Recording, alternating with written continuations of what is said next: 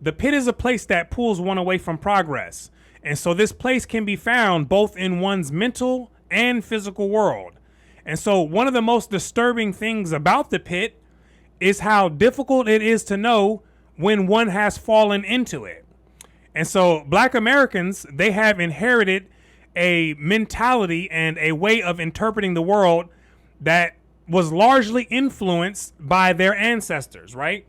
And this way of life, it developed while they were in the pit of slavery, right? And through their descendants, it has evolved over time, and it has evolved in a physically free society, right? And it has taken on a life of its own.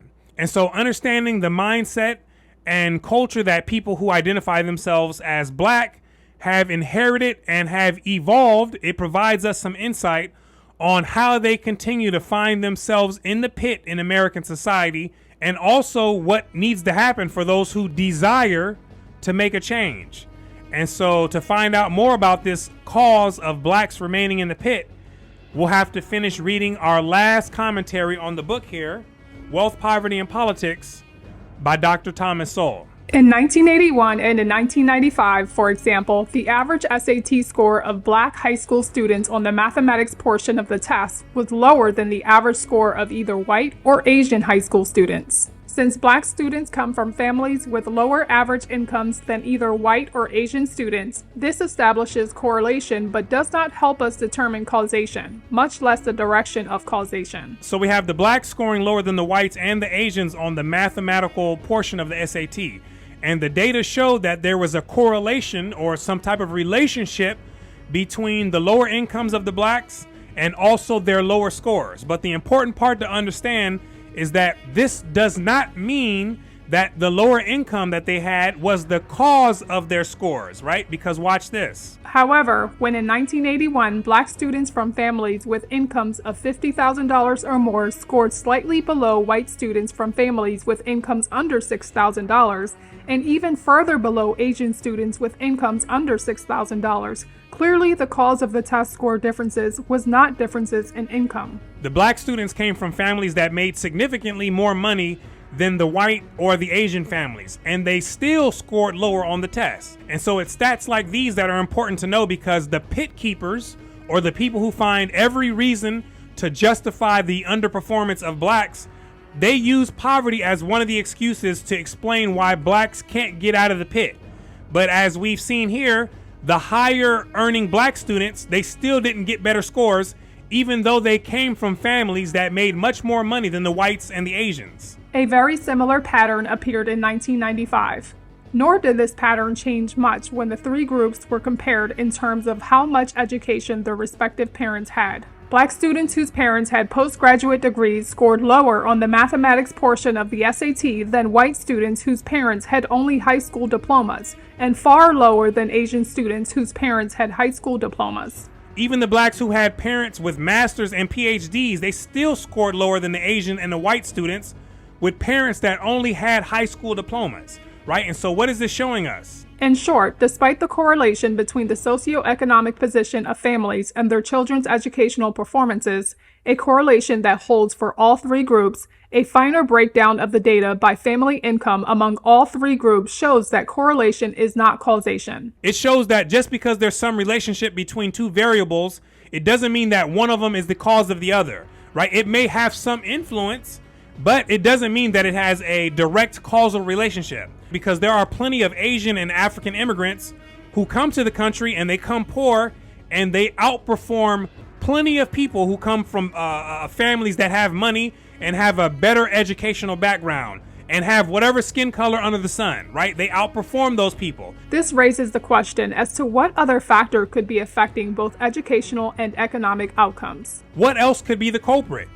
Is it the white man? Is it racial discrimination? Maybe it's the devil, right? What else could it be? The evidence suggests that there are behavioral differences between groups with different cultures. Culture, that's that one word that puts fear into the hearts of many people. Why is that? Because culture is one of the things that can most certainly be controlled. And if culture is part of the problem and it can be controlled and changed, then it removes the effectiveness of blaming other people, right? And what I've come to realize is that some people don't ever want to stop blaming other people, no matter what, right? When they die and when they get buried, they'll go into the grave inside of their coffin pointing at other people still, right? Arms stiff as ever, pointing, right? But as Dr. Thomas Sowell says, the evidence suggests that there's a difference in behavior between people who have different cultures. One sign of cultural differences, as noted earlier, is that various cultural groups around the world have had very different propensities to buy books. Some cultures are more inclined to spend their money on books than others. There's an old saying, right, that which a lot of you know, that if you want to hide something from a black person, put it in the book, because he's not going to find that thing, right? And there's some truth to that, because black culture, it doesn't value books to any substantial degree, right?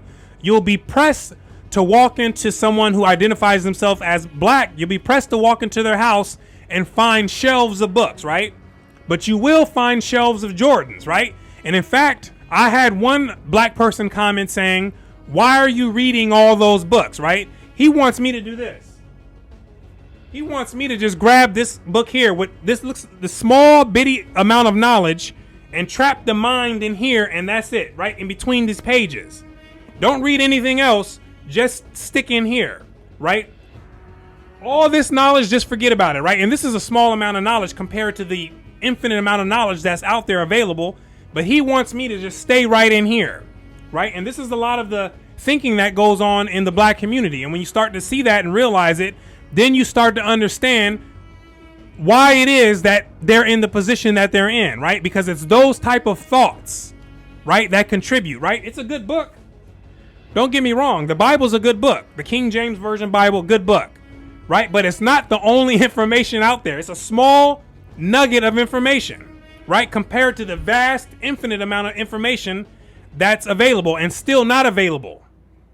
Understand. Black Americans with high incomes have fewer books in their homes than white Americans with lower incomes. Even the blacks who make more money, they still have fewer books than the whites who make less money. Understand this, right? This is a cultural thing that we're talking about.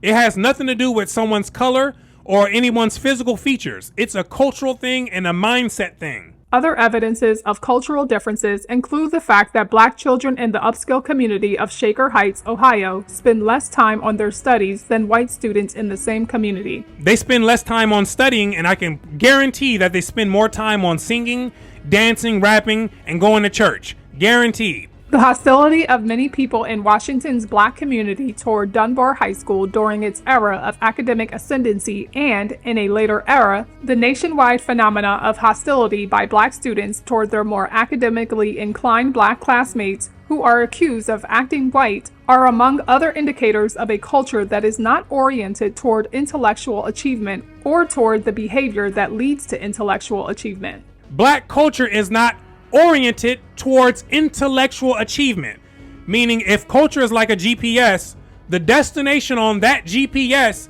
is not directing them towards the destination of intellectual achievement. Understand, the destination on that GPS, it goes to places like prison, gangs, religion, designer clothes, drugs, unfaithful partners, right, and so forth.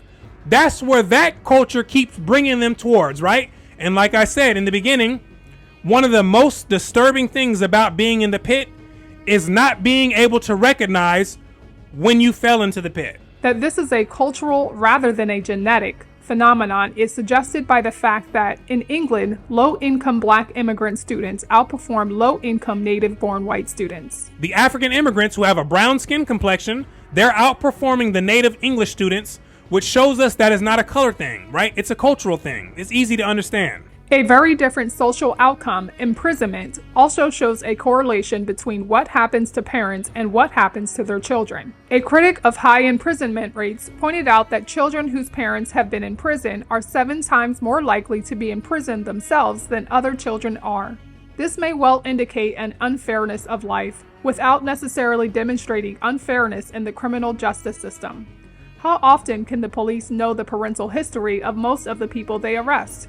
Judges and juries are even less likely to know. But when the kinds of attitudes, behavior, and associates that the parents had are socially inherited by the children, it is hardly surprising that similar results follow. It is a painful unfairness of life, since children do not have the option of choosing their parents. But here, as in other contexts, we cannot simply assume that the unfairness occurred where the statistics were collected. Many people who cite statistics on higher rates of disciplining of young black males in schools proceed on the assumption that this indicates racial prejudices by school authorities rather than different behavior on the part of young black males. These people must have never went to any school that had any substantial number of black students, because anyone who has, they clearly know that there's a difference between how the black students act and how most other people act, right? It's a clear difference. The blacks are going to be more rowdy, more aggressive, right? And they're not going to take their schooling as serious as everyone else, right? And I was in that crowd at one particular time when I saw myself as a black person, so I know firsthand, right? Goofing off in class, writing notes and passing them to the girls, right? Cracking jokes, right? It wasn't just blacks who were doing this, but it was a whole lot more of them who are doing it than anyone else, right? And this is one of the things that a lot of people try to skimp over when understanding why it is that blacks get disciplined more in the school. Such assumptions seem especially untenable when the school authorities themselves are black, as is often the case. Nor is this some abstract philosophical issue. If young black males are exempted from the same standards of behavior as other students in order to achieve statistical parity in rates of disciplining, this hardly seems likely to lead to better behavior. If anything, getting away with disruptive and violent behavior when young seems more likely to lead to similar behavior as adults, which in turn can lead to prison. Internal factors can prevent people from rising, even when there are no serious external barriers to overcome. This is one of the reasons why I have sympathy for all the descendants of the enslaved up until the millennials, because those people, they had real external barriers that prevented them from progress, right? They had some real deal things that they had to deal with. But in this final phase of freedom, it's all an internal war, right? And you can't buy yourself out of this thing. You can't do that. You have to work yourself out of it. You have to imagine yourself out, and then you have to build your own character to get out of the pit. Nor is there any reason for arbitrarily refusing to consider internal factors as things that can lead to crime and punishment. Nor should internal factors behind counterproductive behavior be considered unchangeable, especially when such behavior was not nearly as prevalent in earlier generations, either among low-income blacks in the United States or low-income whites in England. As regards to upward socioeconomic mobility, we cannot arbitrarily assume, either explicitly or implicitly, that all groups have the same desire for or focus on upward mobility, even if they might all welcome it, if it happened, just as they might welcome winning a lottery or windfall gain. This is one of the great lessons that I've learned, and I really hope that you can learn it too. And that's to stop assuming that everyone has the same desire, right? And more specifically, that everyone has the same dominant desires, right? Everyone doesn't desire to have a clean neighborhood, right? Everyone doesn't desire to have a good marriage, right? Not all people desire to have kids. Not all people desire to read books. Not all people desire to watch NASCAR or to hunt or to go fishing. Not all people desire to get themselves out of the ghetto. Whenever I leave the ghetto and I go into Hollywood or some other white town that's around, I feel like I'm out of my world. I feel very lonesome. I feel like I'm the only black person alive. I feel like it's another world. You know, I don't see the things that I'm accustomed to. I don't see the things that,